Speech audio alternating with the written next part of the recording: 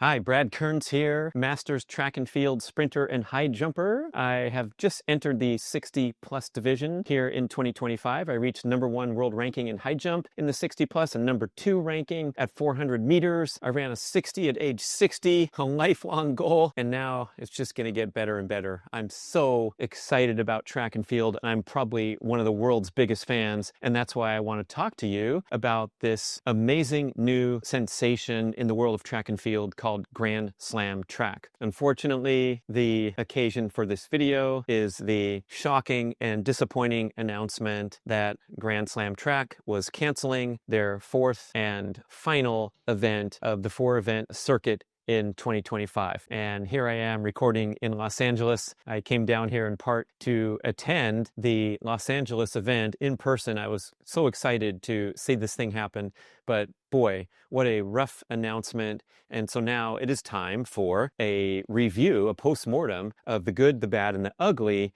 with the launch of the Grand Slam Track League in 2025. So it all starts and ends with Olympic legend Michael Johnson, the man behind Grand Slam Track. He succeeded in raising $30 million in venture capital funds that he excitedly announced that he was going to pump into the sport of track and field with this amazing new venture of a unique competitive format, 4 cities, and big giant plans to grow in the future. A lot of money thrown at the athletes in prize money, something that has dwarfed anything seen in the sport to date. So the winners each weekend of their event categories, there were 2 races in each event category, 6 categories.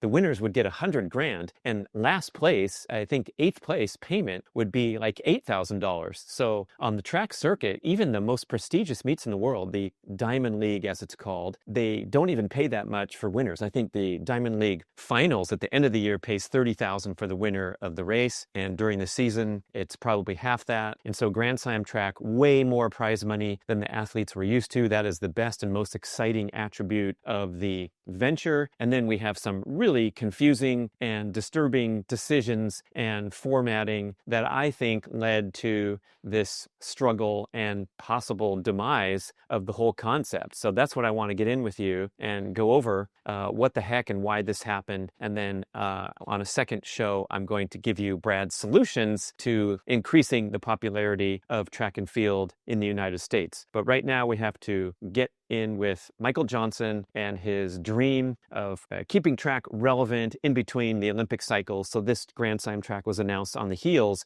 of the wonderful Paris Olympic Games, where the U.S. team was so successful and stars rose into the public consciousness. Sprinters like Noah Lyles and Sha'Carri Richardson and so many other great American athletes, as well as the athletes from around the globe, putting on the most incredible show in Paris. And it's like, why is this sport basically off the map, especially for the casual viewer, not the hardcore track fan? Why is it so for the rest of the year? And what can we do about it? So here comes $30 million of venture capital money, and we're going to kick off this wonderful league, exciting for the fans. That was the starting point. Then we have the concerns and the issues and the strange decisions that seemingly were made in a bubble by Michael Johnson. If you don't know Michael Johnson, he's one of the greatest sprinters of all time, former world record holder at both 200 meters and 400 meters. Both those records have since been broken, but he was multiple Olympic and world championship gold medalist, absolutely dominant athlete in his day. And interestingly, in events that you rarely see the same person being competitive. So the 200 meters is still sort of in the pure sprint category, and you see a lot of athletes doing 100, 200. The fastest people in the world are competing for medals in both those events. And then the 400 meter is a special breed, and then on up to the other events in track and field where it becomes more and more endurance oriented. And so in the 800, you generally see an endurance type athlete. A 400 is that hybrid athlete. That's why it's the race of truth in track and field, where you have to have that pure speed, of course, as well as a significant endurance component and the difficult training that that entails. And then the 100, 200 is a whole nother category of athlete. And I'm teeing this up right now because we're going to get into these event categories later, especially with some strong critique for how Grand Slam track organized everything. So, Michael's enthusiasm, Michael's grand announcement, the big money coming in. Hey everybody, just wanted to come on here and let you know how excited I am about my new track venture. I've teamed up with some great partners, and together we're making the biggest investment ever into professional track and field to build a professional, truly fan-focused league that will unlock commercial value for the best track and field athletes in the world. There's more to come. You can read more in the article below, and you'll hear more from me in the coming months. Wow, isn't that exciting? The fans all over were immediately captivated, and he got some good mainstream media attention too. I think there was a lot of resources behind their YouTube and their social media efforts to help you become acquainted with these athletes, great little promo spots that you could see on Instagram, and some nice high production value YouTube content in advance of the actual meets. And then they actually filmed and produced the content at the meets really well. So it was a very quality visual production. Now into some of the objectionable stuff. And it starts with the name Grand Slam Track, as in track only, no field events. Of course, the sport is called track and field in the Olympics and at your nearby middle school or high school track meet. And track is such a wonderful blend of all these disparate and interesting events that brings about different caliber, different types of athletes, different body types, different skill sets. Of course, we have the decathlon and the heptathlon, the multi-events where you see athletes competing across the board in different unique challenges. And then watching the individual javelin throwers, shot putters, high jumpers, pole vaulters, while races are occurring around the track. That's what makes track and field so beautiful. It's like a three-ring circus where you can sit in the stands and see all this amazing and disparate action. I remember watching the Los Angeles Grand Prix last year, elite track and field meet at UCLA, and the 800 meters were coming out to race 2 laps around the track. And over there in the side of the stadium, shot putter Ryan Krauser was throwing world records. He broke the world record twice in the same meet while we're waiting for the 800 meters to start. Then there's the pole vaulters right in front of us, Mondo Duplantis, the greatest of all time, right in front of the stands, doing his thing with the other elite pole vaulters in between the races. So track and field meet run properly is non-stop, interesting action with different complexities and nuances of the events. Michael Johnson steps up and says, we don't need field events. Field events are, this is his quote, distracting. Distracting. How about that? So in between races, we need to sit on our butts and focus and concentrate, I guess, on the next track and field race. And Grand Slam Track famously had 15 to 20 minute gaps between racing events. So when you went to the meet, and it was a 3-day meet, not a 1-day meet.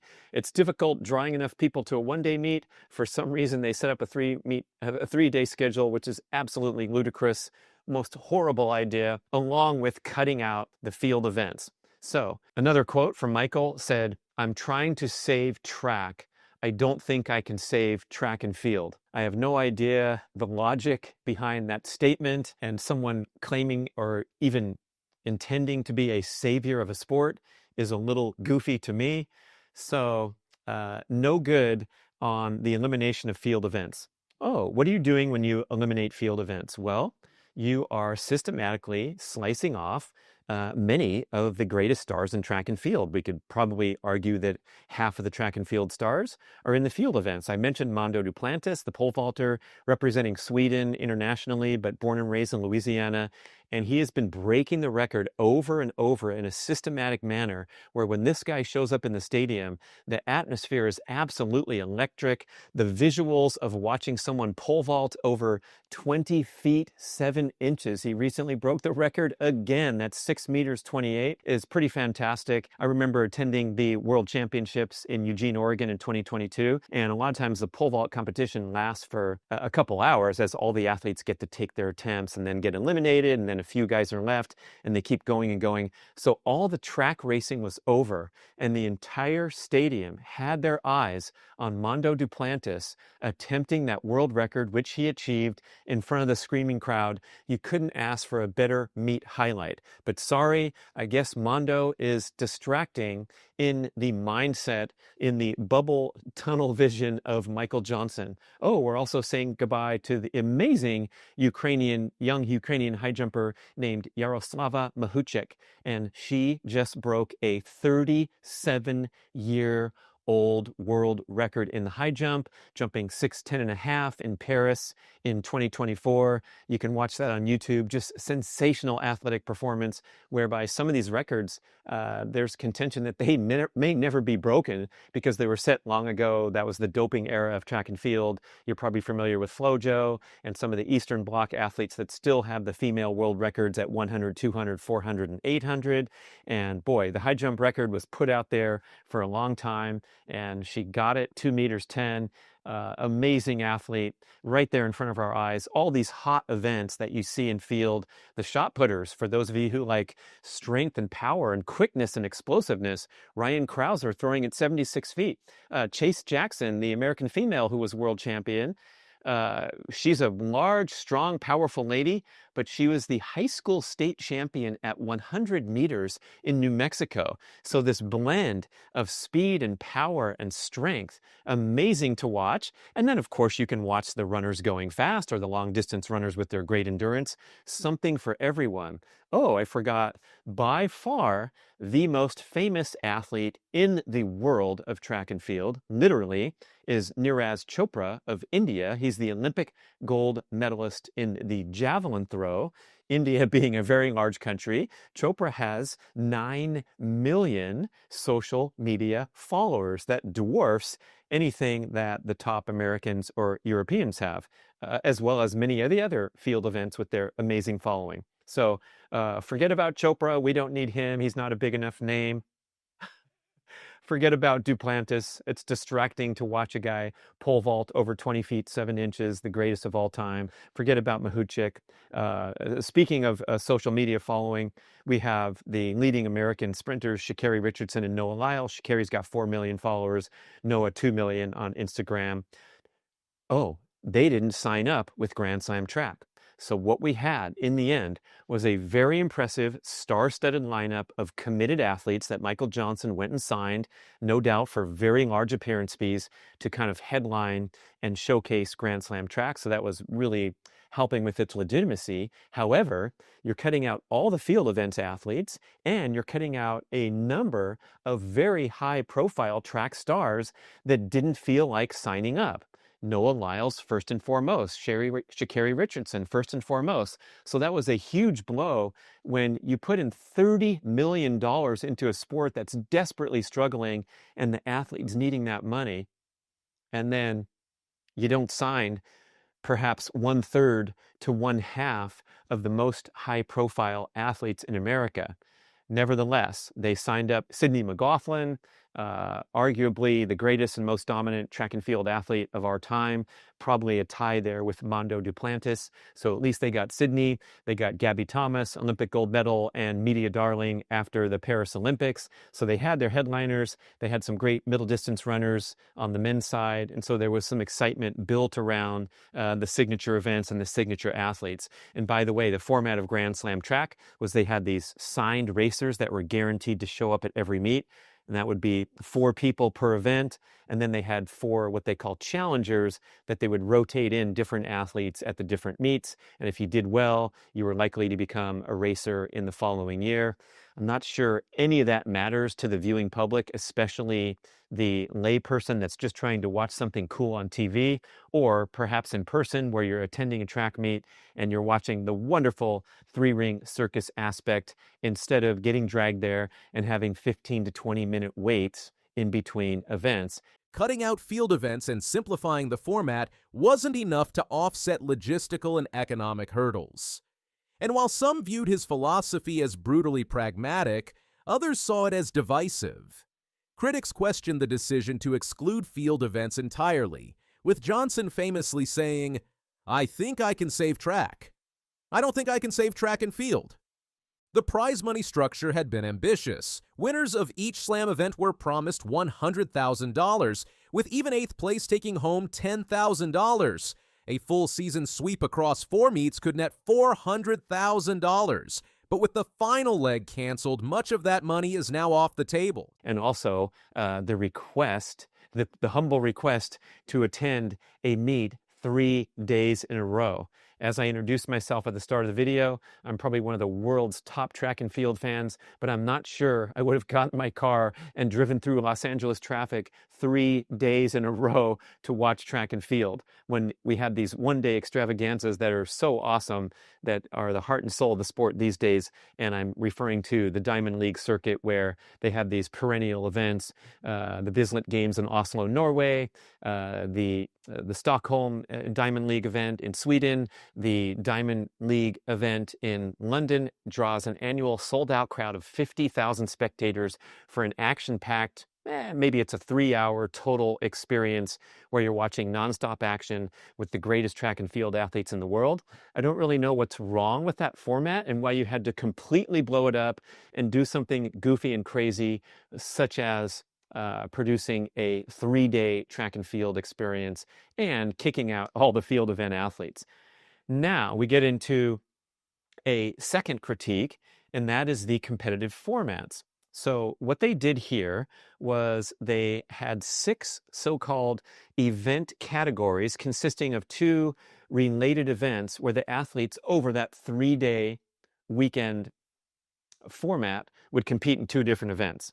So the 6 different categories are short sprints, that's the 100 and 200 meters, the long sprint category, that's the 200 and 400 meters, the short hurdles category, consisting of the 110-meter high hurdles or 100-meter hurdles for women and the 100-meter dash, the long hurdles consisting of the 400-meter dash and the 400-meter hurdles, the short distance category consisting of the 800 meters and the 1500 meters, and the long distance category of 3,000 meters and 5,000 meters.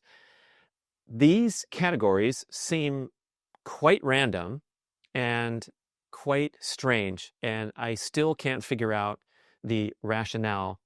I want to critique each one and get into this, because this was, I think, one of the biggest mistakes of Grand Slam track, is trying to force these highly specialized track and field athletes at the world elite level. You have a guy who's a hurdler, he's a hurdler in 110 hurdles, or perhaps a 400-meter hurdler. That's what they work on.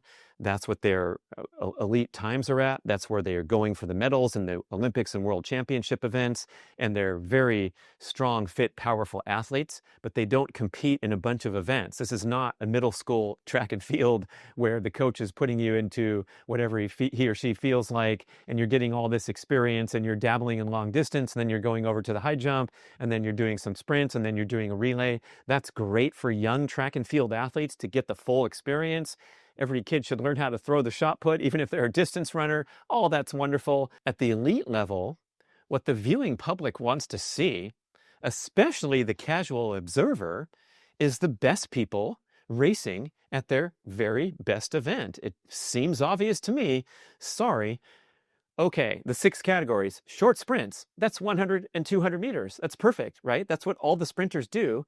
By the way, they can recover from a really hard effort. They can recover fully in a couple hours. And in fact, in championship meets, the semifinals and the finals of the 100 meters are held on the same evening, a couple hours apart. No one complains. It actually gets the sprinter in that extra prime state. It's called post-activation potentiation. This is a general fitness concept where if you lift a few weights and do a few sets and then go out and sprint, oftentimes your performance can be better because your central nervous system has been pre-activated to perform with a nice, sensible effort prior to the peak performance effort. So the 100-meter semifinals, everything's tuned up, the engines are firing, the athlete cools down, rests, gets warmed up again, and then goes and competes in the 100-meter finals. That's the only event where an athlete can double up like that in a short period of time. 100 and 200 meters, maybe they would do fine with a 2 or 3 hour break. Of course, in the short sprints and Grand Slam track, they had a whole another day or sometimes 2 days to rest until sprinting again. So short sprints, that's great. Have them compete. Short hurdles, WTF. Are you kidding me? The 110-meter hurdles is one of the most specialized events in track and field. High jump, pole vault, of course, those are highly specialized as well. But a hurdler is a hurdler. Of course, these guys are fast, and gals running the 100 hurdles, men running the 110-meter hurdles. They're all very fast and powerful sprinters, and they can put up a respectable time in the 100 meters if they had to, which certainly they did frequently in high school and college before they elevated to that point on the professional circuit where they have to focus on hurdling. So that category of 110-meter hurdles and 100-meter dash seemingly grabbed out of nowhere. Like, okay, how about we watch all hurdlers compete in those two events? In other words, you're not getting crossover from a 100-meter sprinter like Kashane Thompson, Noah Lyles, the two guys that virtually tied for the Olympic gold. Noah got the gold. Thompson from Jamaica got the silver. You're not seeing any of those guys cross over and attempt to hurdle because the event is too difficult and complex. So what you had was a bunch of hurdlers also racing the 100 meters. Trey Cunningham, one of the best hurdlers in the world, bronze medalist at World Championships a couple of years ago. He won the 100 meters in a respectable time of 10.3. But 10.3 in the 100 meters is what you see in the California high school state meet from the fastest high school kids. So what we got to see for a $100,000 prize purse, a bigger purse than some of the great meets and the Diamond League titles of the world, is guys racing the 100 meters who are hurdlers running at a respectable or a good high school time. I don't understand the logic, so I'm giving a big thumbs down to the category called short hurdles. Then we have the category of long sprints, 200 meters and 400 meters. And oh, didn't you hear me mention 200 meters already in the short sprints? So now we have hopefully at least a good percentage of the top 200-meter runners in the world showing up for Grand Slam track. And what's happening is the talent is getting splintered because some of those people are choosing the short sprints and some are choosing the long sprints. And guess who's choosing the long sprints? Well, it's mostly 400-meter athletes dropping down to an event that is not their specialty, but they're still pretty competent at. Obviously, you know, a 400 person that's making the Olympic final has to be a very mean 200-meter runner, and these athletes will dabble from time to time in low-key meets racing that 200. But the splintering of the 200-meter talent is kind of strange to me, and what happens is you see the 200-400 division weighted up with 400-meter runners dropping down and running 200. So I don't have a huge critique there, but I do wonder why Michael Johnson, the 200-400 guy who was able to double in those events, but in the last 25 or 40 years, we have not seen hardly any other athletes be world-class in both those events. I could think of a couple females, Shawnee Miller-Weibo. Gabby Thomas is now at that level where she's a world-class 400-meter runner. She rarely competes in that event, except for Grand Slam track. And then, of course, Olympic gold in the 200. But this is not a common double to be competent at 200, 400. And like I said, we have the pure sprinters in track and field doing 100, 200, and then we have that 400-meter specialist. We have the 800-meter specialist. So long sprints, I guess it's okay. Not a horrible thumbs down, but really strange to splinter the 200-meter talent. Then we have the category of long hurdles, 400-meter hurdles and 400 meters. Another absolutely ridiculous category where we are seeing zero crossover of an elite 400-meter runner attempting to go and jump over hurdles against the world's top 400-meter hurdlers. So sort of like a made for Sydney event category, Sydney McLaughlin being, of course, the extremely dominant female 400-meter world record holder multiple times, putting that record out into the stratosphere of 50.37 seconds at 400-meter hurdles, which happens to be a world-class time at 400 meters. So Sydney, greatest hurdler of all time, one of the greatest 400-meter runners of all time. She's this close to the American record, which has been held for 15 or so years by Sonia Richards-Ross. So a world-class 400 hurdler and 400-meter runner, Sydney McLaughlin. Let me reference anyone else. Oh, maybe we could say Ry Benjamin because he had the great 4x4 relay splits. He's one of the top Olympic gold medalists in the men's 400-meter hurdles. But guess what? Ry didn't feel like doing Grand Slam track. We'll get to that in a bit. So we have an event category where there's really only one person that is highly suited and adapted for competing in both of those events, especially on the same weekend.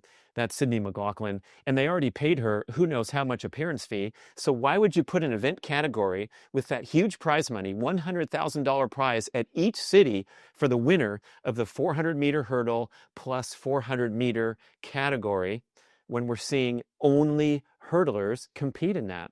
Terrible idea. And especially when Right Benjamin's not there, you're seeing basically people, hurdlers showing their stuff on the straightaway of minimal significance or amusement to anyone except for the extreme track and field fan. And I will give a little bit of positive attribute here, because watching the athletes in this fish out of water type of experience, there were some pretty cool highlights, like people with eyebrow raising performances in an event that we're not used to seeing them in.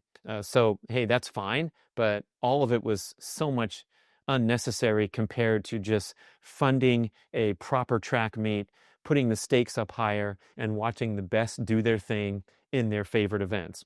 So then we go to the short distance category of 800 and 1500. And this turned out to be a really cool category, because what we mostly had was the elite 1500 meter runners of the world. They signed the gold, silver, and bronze males from the Paris Olympics, who've had these wonderful rivalries going on. That would be gold medalist Cole Hawker, silver medalist Josh Kerr, and bronze medalist Yared Nuguse. So they had the best 1,500 guys in the world, 1, 2, 3, and they had the 800-meter gold medalist Marco Arop from Canada. So those were the racers, and then the challengers would come in and take on these guys at 800 and 1,500 over the weekend. That is a really difficult double on the weekend. The 1,500 guys that I mentioned have minimal world-class 800-meter racing experience, and then Marco Arop and Emmanuel Wanyoni, arguably Arop and Wanyoni, the two top 800 meters in the runners in the world,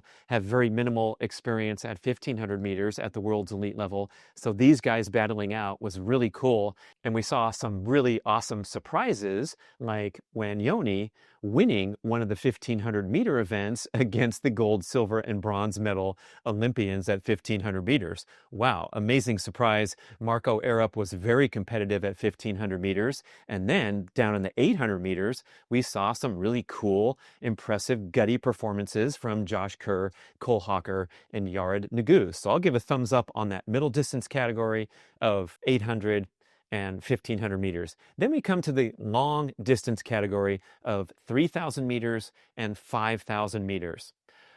Whew, where do I begin? 2 races in the same weekend for the elite distance runners of the world in the months of April, May, and June is a very difficult ask. And yes, the money was there, and the smart athletes went for that money and orchestrated their season so they could be quite fit and going for that $100,000 prize in each city. Grant Fisher, chief among them, where he had some beautiful victories and showing that he's continuing to rise up to be one of the greatest long distance runners in the world. He got the 2 Olympic medals in Paris at 5,000 and 10,000. First time an American's done that in many, many years. He shattered the world indoor record at 5,000 meters this past indoor season. And then he came on to Grand Slam track and kicked some butt in the long distance category. But here's the thing that I realized as soon as I saw the event categories announced. When you have distance runners asked to compete twice on the same weekend, what you are absolutely, positively, reliably going to get is, that's right, jogging, a slow pace, because people are saving themselves for the next event. And you can't just go out and run at breakneck speed, pulling everybody else along with you, because there's a huge disadvantage to be the person that pushes the pace for the whole race, and then everyone who is sitting behind has more energy on the final lap and can kick past you. So you're sort of a sacrificial lamb if you push the pace in a long distance event, and then you're also toast for the race 2 days later. So we saw some strange things happen. One of them was Grant Fisher breaking away from the field midway through the race and no one chasing after him. So very, very rare occurrence, not necessarily a great look for the casual track and field fan to see a guy just run off and everyone making a calculated decision, well, I'm not going to go chase him. I'm just going to battle with the guys I'm running with here at a slower pace, thereby saving myself for the next race of the weekend, giving myself a better chance, whereby if they actually tried to go with Grant Fisher, they would have a much more difficult and strenuous race and probably get their butt kicked anyway. So in other words, the guy who wished to be second place in that race could say goodbye to first place and then concentrate on what was around him. And then conversely, what Grant Fisher did one time, after winning the first race of the weekend, knowing that all he had to do was take third place in the second race to guarantee his victory of $100,000, what happened was two guys took off in front of him, and instead of going with them, he decided to stay in the pack and just battle those guys out for a sprint finish to ensure his third place. Again, not a great look if you want intense head-to-head competition, which was kind of the selling point for Grand Slam track in the first place. So I'm going to say the event category of long distance, 3,000, 5,000 meters, two events on the same weekend, was a big thumbs down. Now, to the credit, I'm going to give them, I guess, backhanded credit. They changed the format halfway through Grand Slam track. So they saw this goofiness happen in the first two events where the races were won in literally times that were decent for high school distance runners. That's how slow the pack ran on one of those events of the 2 days. Sometimes both of the events on the 2-day weekend were pretty slow. Still, it's okay to have a nice competitive battle and see who's taking off on the final lap. So I'm not worried about the races being slow, but some of them were very slow. They decided to scrap that idea and have only one long distance race at the Grand Slam track event in Philadelphia after doing doubles in the first two cities, cutting the prize money down to $50,000. That's fair too. And I'm sure none of the distance runners complained about not having to go and do two events in the same weekend. Okay, so the lack of a pacer and the calculated ideas that you had another event coming up and you were checking on your points, that made for some lack of actual head-to-head racing. So thumbs down there. Why did Michael Johnson pick that strange event grouping of 200, 400 meters? I'm wondering if like his ego got involved where he wanted to see people do his specialty, his incredibly unique and rare specialty, and watch them all obviously flounder and not put up the times that he could when he was doing those 200, 400. Especially, remember, Michael had to qualify for Olympics and World Championships. So at races like U.S. Nationals, he was entered in both those events and had to manage a week-long Olympic trials schedule, for example, where he's running 200 heats, 200 semis, 200 finals, 400 heats, 400 semis, 400 finals. They even adapted the Olympic program in Atlanta for him to attempt this double, because usually it was not even possible where you might have the 400 semis and the 200 heats on the same day, or the 400 finals and the 200 heats. It would bust somebody out where they couldn't even attempt it. So they set it up, and he won the double gold in Atlanta. Remember the gold shoes if you're an old time fan. One of the iconic moments in Olympic history, perhaps transposed into a tunnel vision decision making process to have people run 200, 400 on the same weekend.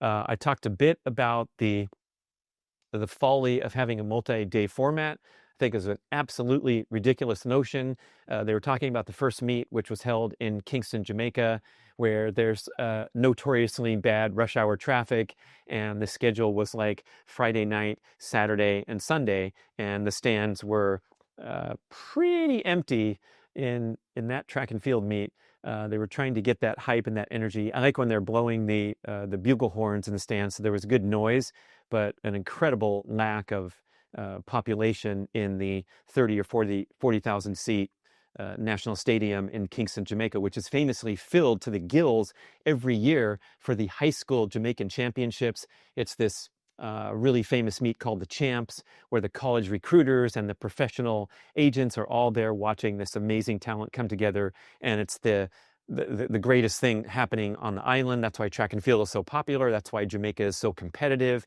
in the sprint events, even against a much, much larger nation like the United States. That energy and that excitement about track and field, which makes me come up with an idea. Like, why didn't they just hold Grand Slam track on the heels of the champs an hour later or something, where people are around celebrating, bringing the event to a stadium that already had a built-in population. And I think some other sports and some other events do that really well. I'm going to talk about that in my next video, where you capitalize and leverage on something that's already popular. We've seen certain field events held in novel venues, like they had a pole vault in a German train station last year on the Diamond League circuit. They often have the shot put in a central square area. I've seen high jump competitions where they build a portable area to run on the approach and put the pit there, right there in the middle of a beautiful European city, so you draw that natural crowd that might be hanging around the town square anyway. Those kinds of ideas. The Atlanta City Games, you can search for that on YouTube, where they built a 150-meter straightaway track right there in the middle of a city park in Atlanta, and had various races where you could just interact with people in the city rather than beg them to come to the stadium and begging them 3 days in a row. Okay, so the multi-day format was ridiculous for the casual fan and even for the hardcore track and field fan. Now, the great stuff was putting that money up. And one of my favorite stories from the Grand Slam track season was Ja'Cory Patterson, 400-meter runner for the United States, who was working at UPS while trying to build an elite track and field career. He had like the 4 a.m. shift stalking at UPS, and he excelled at Grand Slam track. He broke 44 seconds in the 400 meters, becoming, I believe, the world leader at that time, but certainly one of the fastest runners in the world right now. And he was able to quit his job and tell people on camera at the interview, you can see that on YouTube too, after his amazing breakthrough race. And so he got a windfall of resources and attention thanks to Grand Slam track. And also with the glaring absence of Noah Lyles and Sha'Carri Richardson, guess who stepped forward into the limelight?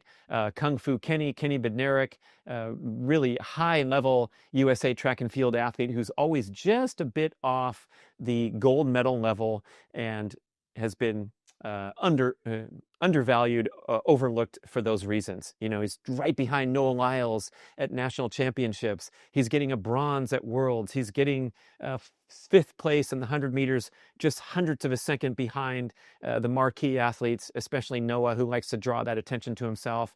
But Kenny kind of came out of his shell.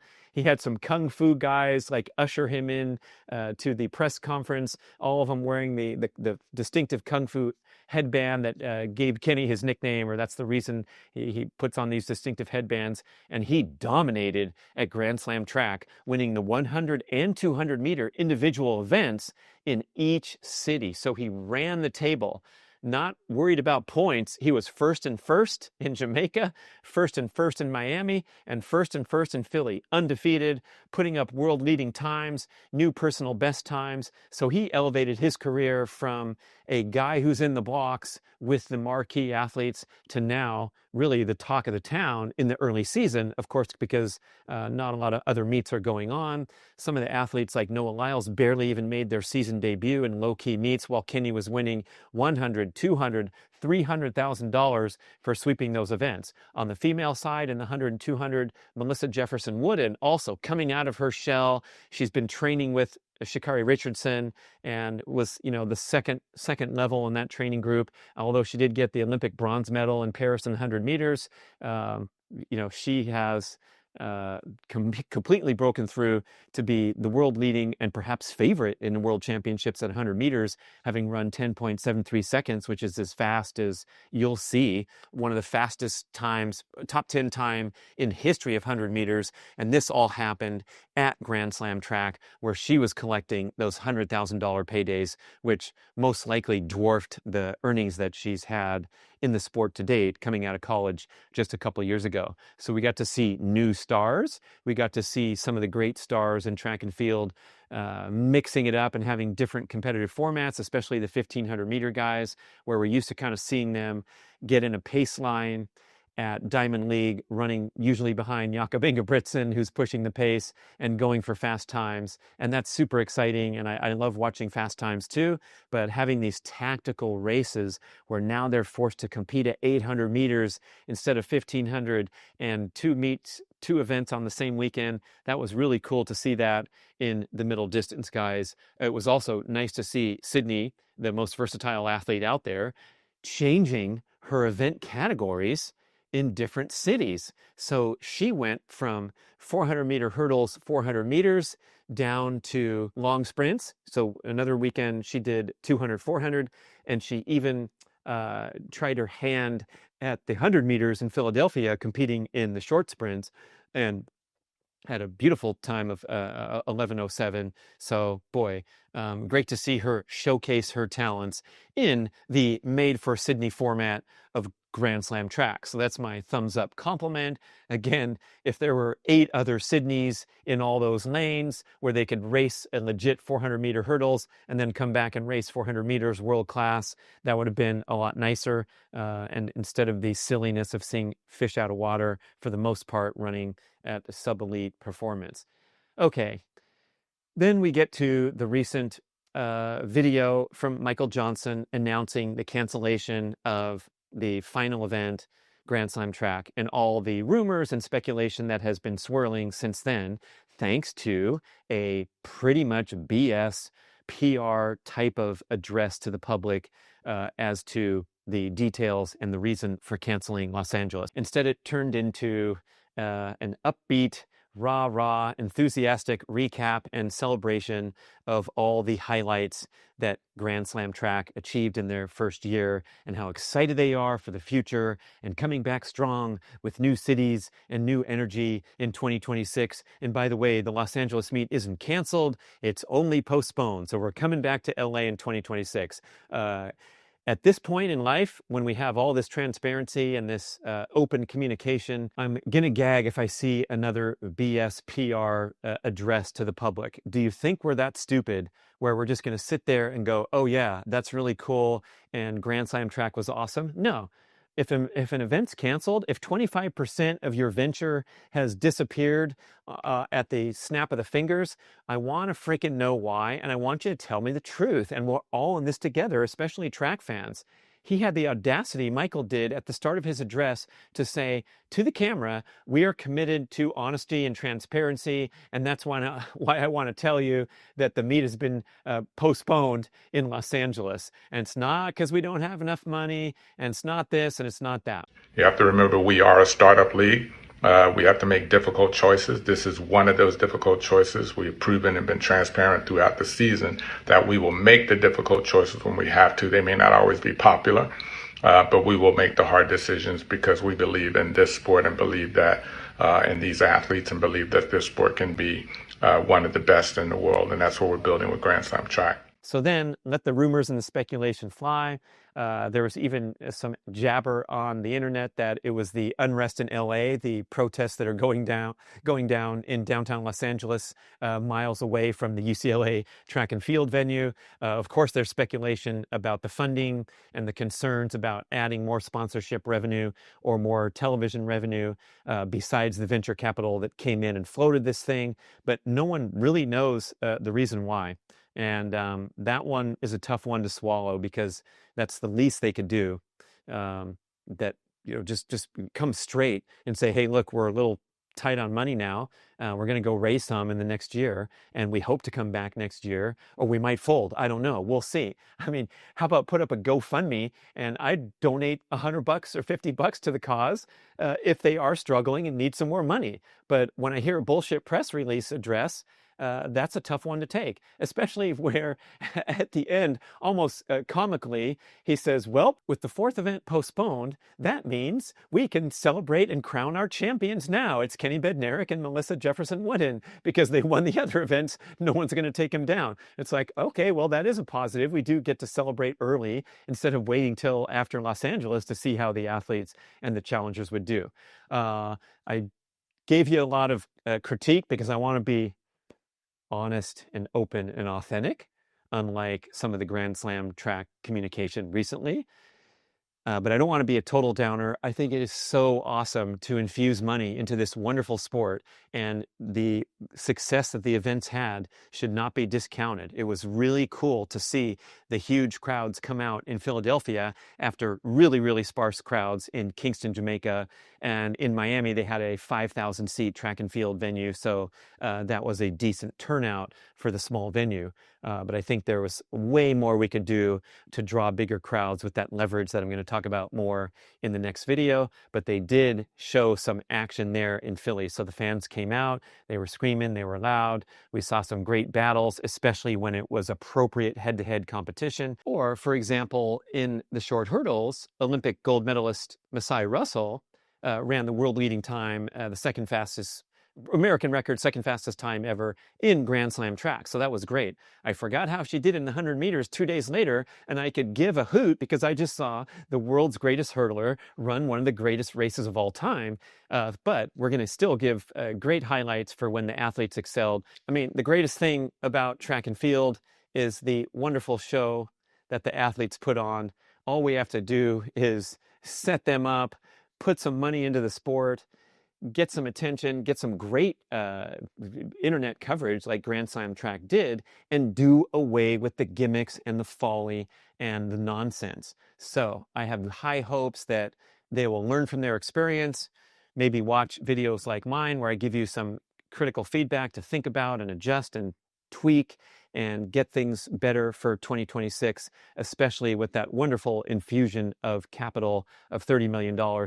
And also props to Alexis Ohanian, the internet entrepreneur, Serena Williams' husband, who put on that wonderful meet in New York City last year for females only. The meet was called Athlos, and it was a great success.